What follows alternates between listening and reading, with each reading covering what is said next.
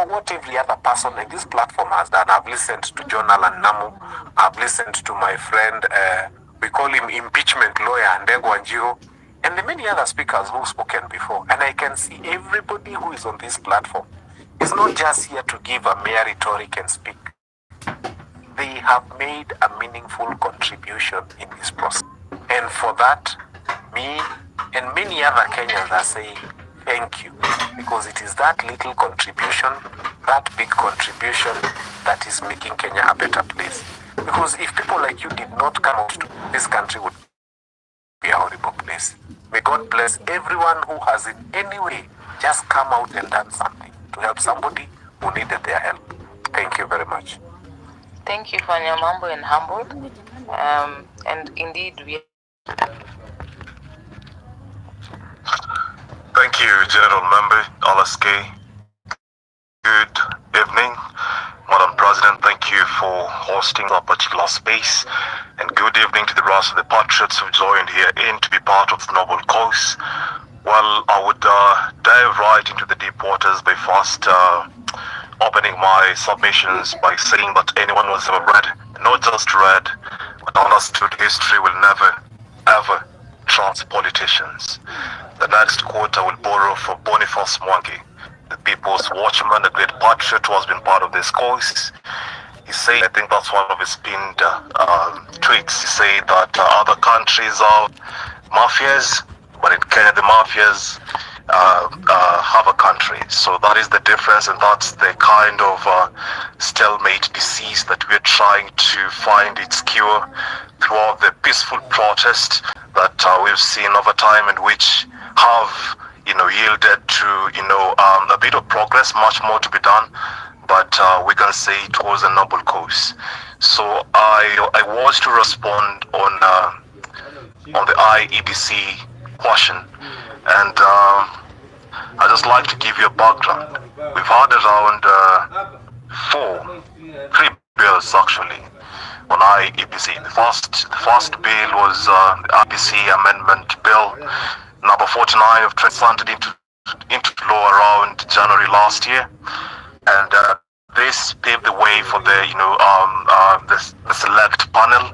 And then we have the IBC Bill number 50 of 2023 by Mwangi Kiunjuri, and this was read the first time on 18th October 2023, and then it's been pending in Parliament since. And then we have the IEBC Amendment Bill number 10 of 2024, which was assented into law just the other day.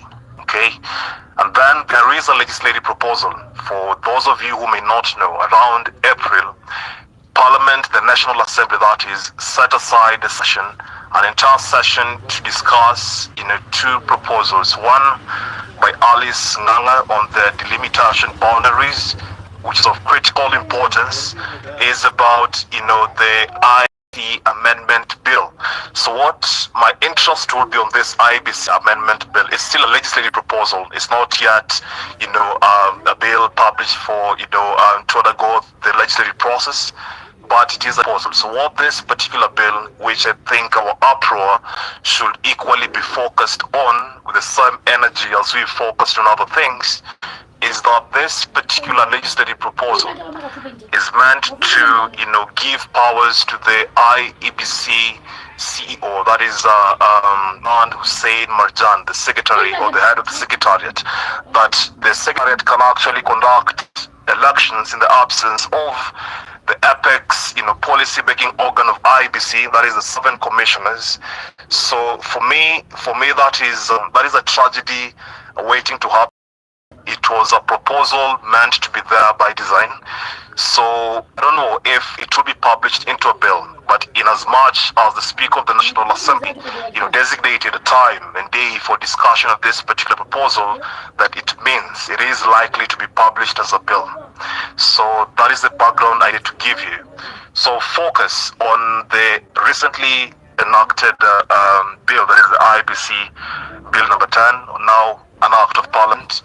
So this bill was sponsored by the leader of majority, Kimani Ichung'wah, and the leader of a minority, in the National Assembly, that is Opio Wandai. So this particular now act the act, meant to give effect to some of the recommendations and views of the public that were actually submitted during the National Dialogue Discourse on the issues of electoral justice and related matters. So that will mean you have outstanding constitutional matters, you have, the fidelity to political parties, the coalitions, and the law on multi-party democracy. And then the other spectrum was on the entrenchment of the national government agencies, Development Fund, and then the Senate Oversight Fund, and the National Government Affirmative Action Fund, and lastly, the establishment entrenchment of state offices.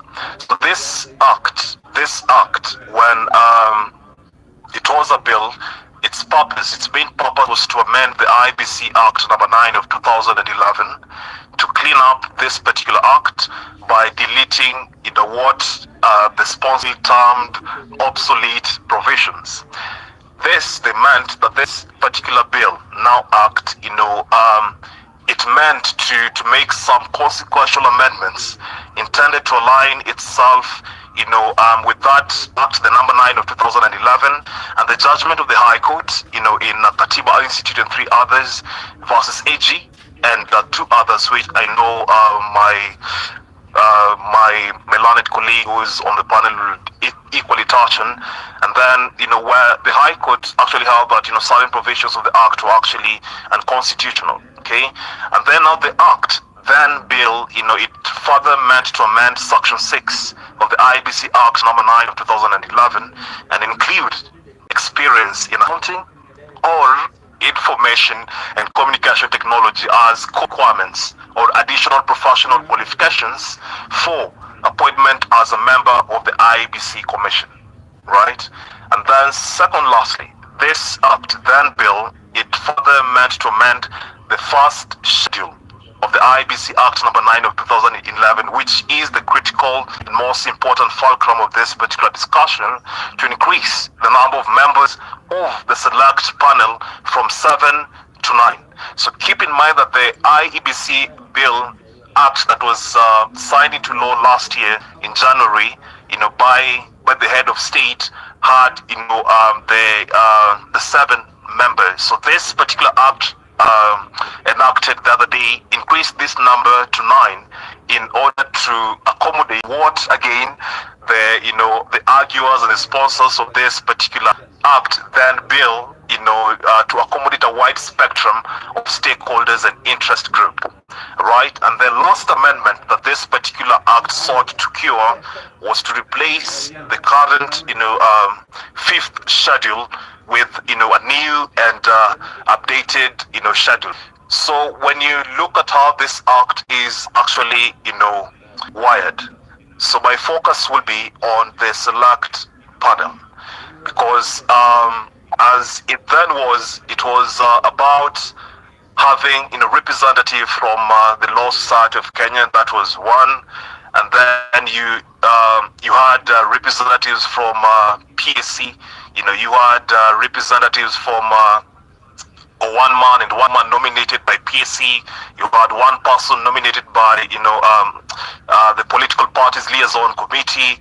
You have 2 persons nominated by the Interreligious Council of Kenya. So the extra additional slots equally were given to accommodate other stakeholders. Keep in mind that the second Tuesday of August every 5th year is the designated elections day as constitutionally enshrined. So here we are, the select panel is yet to be constituted. And what that will mean, we are today's on 13th of July. So by the time, the select panel is constituted and running, of course, they have to put the call for application, public participation, and what have you, in compliance and of the Constitution. So by the time you have interviews, beginning should be around mid-August, thereabout. And by the time we have a fully constituted IBC, that is around October 1st. Yeah, for luck, October 1st is the most likely ideal date when we'll have at least an operational IBC. So now here's the catch.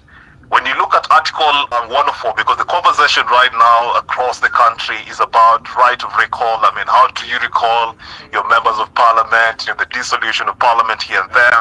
So Article 104, I think Parliament was quite clever. The operationalization of Article 104 on the right of recall was never perfected until 6 years ago when we had a three-judge, High Court bench giving us a judgment on, yes, the right of recall, subjected to given conditions here and there. I think it was Section 45, thereabout. You had Elections Act, and then you had the County Governments Act. So now you have a situation whereby the 2nd August, that is the 2nd Tuesday of August every 5th year, what that judgment said is you can't recall any member of parliament before the first 24 months. So that will mean August, the 2nd Tuesday of August will be the lapse of the first 24 months, technically, and then not beyond the last 12 months of the tenure of this particular member of parliament. So the moment this particular provision will be actualized, to have at least different constituents trying to recall the members of parliament should be around September, of course, or maybe October 1st, when ideally we would have a IEBC. So that is the dilemma we're in, because when you look at the selection of nominees, this particular selection panel, of course, shall within 7 days of its appointment invite applications from qualified persons and publish these particular names of all applicants and their qualifications in the Gazette, in the Kenya Gazette rather, and then equally on 2 dailies of nationwide circulation and on websites, of different, it could be PSC, it could be, whatever institution.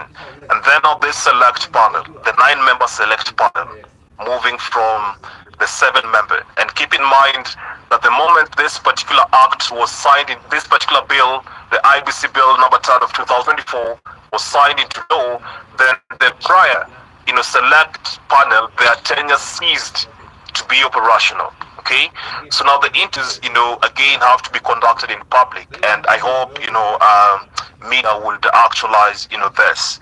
And then after conducting these interviews, the select panel again, shall select, qualified, persons, here and there, and then, the president equally actioning, the same. And of course, we have to maintain gender equity and regional balance. Yeah, so that's basically the framework of how, the IEBC amendment act would actually take effect. So, unless there was any other question, Mr. Manuel. Thank you, PLO. I think you've explained and answered the question that was asked by one of the members. I think it was Samuel. I'm hoping that you can stay on just in case if other questions are raised on this issue. I don't know. Dudley dropped. Dudley, are you there? Even as we wait for Dudley to come up, let's have Redemptor. Mwikali, kindly, you can take over. Asante sana. I hope you can hear me. So my name is Redemptor Mwikali. I am a rights activist who writes. I document violations that happen in a country. That makes me a human rights activist. And I'm very passionate about victim advocacy to the extent it has put my life in danger sometimes. I want everyone who is a lawyer, a psychologist, a sociologist to take a pen and paper and write these steps that is the spiral of silence or the spiral of atrocity and what happens. And before I continue, I have said that Kenya needs to have its flags flown at half-mast because we are in distress, we are in mourning. The bodies that have been discovered in the last 2 days were put there by the state, either by commission or omission. They failed to protect citizens. And it breaks my heart that Kenyans are now bodies and statistics. I started doing what I'm doing from 2017. And it's interesting and very sad that all the mass murders in this country are as a result of elections or people wanting to be in power. So these are the steps I would like you to write down, because they will help us fix this problem, even if not fully. Step number one is when the case breaks and people are outraged and media rushes to the scene, and then the numbers become an issue because you have to get the official from the government. And I feel we are in a space where we are specializing in hiding bodies, and I'm sorry, that's a very strong statement. The second step is the crime scene is protected because, of course, so that we preserve evidence. And then the third step is the sites, like happened in Shakahola, and then maybe a task force is set up. The bodies are taken to the morgue, and then the declarations are they are going for forensics and being investigated. The fifth step, which is the second injustice that families face, and I hope I represent the families who have been hurt by the state well today. The fifth step is families are told to come and report if their loved ones are missing. This is a very antagonizing, very agonizing step. People come from all over the country. Poverty is a weapon right now, so they have no resources to come to present themselves. Now, the advocate Njenga had talked about collecting data. Data is only verified through certain organizations like the Kenya Human Rights Commission, Amnesty International, so you cannot even collect the data. So you release families for data. Once the data has been collected by Red Cross, then it's protected under law. So you will never get that data. You'll never know how many people reported their loved ones as missing. And then the next step is, of course, keep it confidential. And then we start to ghost that process. The spiral of silence, the media goes to the next atrocity in our country, and these victims are left behind. These families are forgotten. They make noise, a few make noise, the media comes and tries to revive the story. They make some noise, they have the faces of those people. And then once those people, they appease those ones. For example, in the case of Shakahola, the people who are in the media are told, why do you keep going to the media? We will give you justice. And then the most injustice is when they say, we are waiting for DNA results. How do we then have a legal process when there is no will to process? Because if DNA, how do you then say, I lost my loved one? You will not even get an OB in certain incidences. And then the last part is, of course, the legal processes that exist. IPOA should take over and you become a statistic. We are talking about 1,000 people in 2008. We are talking about, I don't know the figures in 2013, 2017, but we have the lockdown figures of about 20. We have 2023, about 70. We have 453 Kenyans in a container. This breaks my heart. If I know the government is listening, this regime will not have peace until we bury victims of Shakahola. I have committed myself to documenting families of that massacre. I was summoned, and I want here the lawyers to figure out how you're going to put this in law, that there's a new form of police brutality, and it's called a police summon, abduction. And what that does to the human spirit, the heart, it kills your courage. You can never just be the same again after that experience. I went through that experience for only 2.5 hours. It changed me, it cowered me, and I felt the trauma of all the families that I was documenting. Now, 91 children, there is a case in court, but those children have not been buried.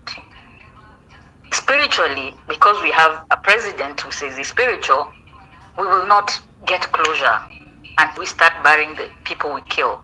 And I feel like the young people have saved us. I was losing my mind at the levels of injustice in this country. I was unknown. I was just a silent warrior going to the field every time there's an atrocity. But this one of 453 is where we stop. It's where we say we cannot have a family having parties when the bodies are in the mortuary. And the bodies that we are talking about now that are breaking our heart, people, those are young people. That is the future of this nation. One member of parliament who was a woman was screaming, "Stop killing our children." And I think that is where the next clarion call needs to go. So I want to congratulate the government of the Law Society of Kenya, because you've come in with a freshness that is needed by, I'm sorry to talk to heroes in the CSOs who've done a great job, but it's time for some of us to return and let the younger people who can look at things with fresh eyes come in. You've done a great job. It's time to say, you know what, this activism takes a toll on us. It kills us to see that it's all about not leadership, rulership. It's all about entrepreneurs. Let me tell you why we have no injustice. Our priorities are so misplaced that you have people going to America, people who should not go to America on a joyride, or people who go for shopping sprees, have money that we wasted on what is task force. I don't know what it was called for Shakahola, but we cannot afford DNA reagents. I am saying this, risking everything, because I have been told, who are you and who sent you and why are you investigating this? Because until we do right by all the victims, and we start here, even these young women, these are our children who've been collected in a inhumane manner, and we are watching and we are all getting traumatized. The anger is sometimes driven at the wrong places, and I've said we owe the younger generation, for those who fight for rights, all the champions, we owe them the truth. And the truth is, we do not have a legal problem, we have a moral problem. We have people who have no value for life. They are listening to me, because the scene that describes what our leaders are was Kenyans in their thousands screaming outside parliament. And yet they continued discussing the bill. That told me they do not care. So we have a problem of not realizing this spiral that I gave you. What happens is then people become statistics. So I pray that all the other organizations can bring fresh people and become advisors to these organizations, and that is the only way we will defeat the injustices that are in our country. So these people are not statistics. Present the rottenness of our morality. People can die and be in a container for 1 year, and you're going on a trip and you spent on the papers yesterday that it was illegal for the task force or whatever you call it. It was illegal, but it spent money, and then we get announcement this week that there's a likelihood that these people will be buried in Shakahola. What kind of injustice is that? That you bury people where you exhumed them. And there's a delaying tactics where you let bodies decompose to a state that there's no evidence that can be collected. Do we need them to overhaul how we do forensics? Because if the police cannot police themselves, if the government cannot be accountable for the atrocities that are caused by their agents. And I said we owe the younger generation the truth. And I've told mine who the streets the truth, that reparation justice is not a walk in the park. I have documented 2017 post-election. It took 4 years. And the inquiry took 4 years. This family visited the court 40 times. 40 times trying to seek for justice. And to date, they've never gotten any reparation. They've never gotten any compensation. So I was following your proceedings yesterday. It was a wonderful opportunity, because I'm out of Nairobi, to be able to see, and the punching bag IPOA. And I want to commend what IPOA does with limited resources. So maybe the money that goes to churches, we can take that budget to IPOA, because they are the good cops. And there are many good cops in this country.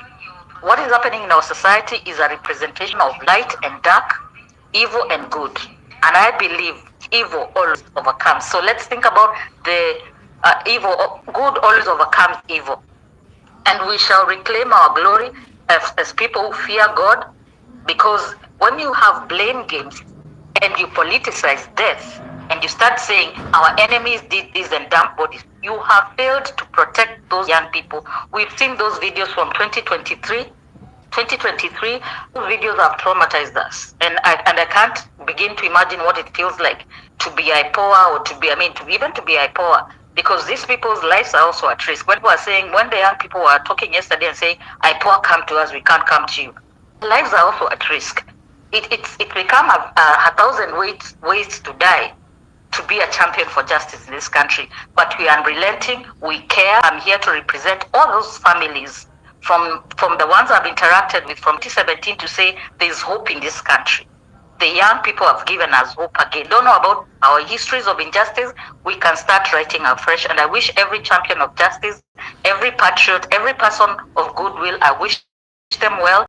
Painful time for us. Anybody who has an opportunity to have a flag in their office or somewhere, just put it at half-mast until we see a semblance of justice in this country. When it comes to extrajudicial killing, the accountability, and I repeat, until the bodies that were picked today buried with human dignity, until the bodies that have been, it's gonna be very hard to talk about justice, because that in itself is an injustice. So the new form of police brutality kindly address that. And the police, the kwekwe, I don't know who you have a contract with. It must be the devil himself, because the things that we see when you start doing these things and the words that come out of your mouth, the person who sent you is going to come for you. That's what happens with hitmen, all the movies that we do. Sorry, I'm very passionate about what I do. I don't know why I got the chance to talk, because I was looking at all the big wigs speaking and I said, will I get a chance? I'm very passionate about victim advocacy.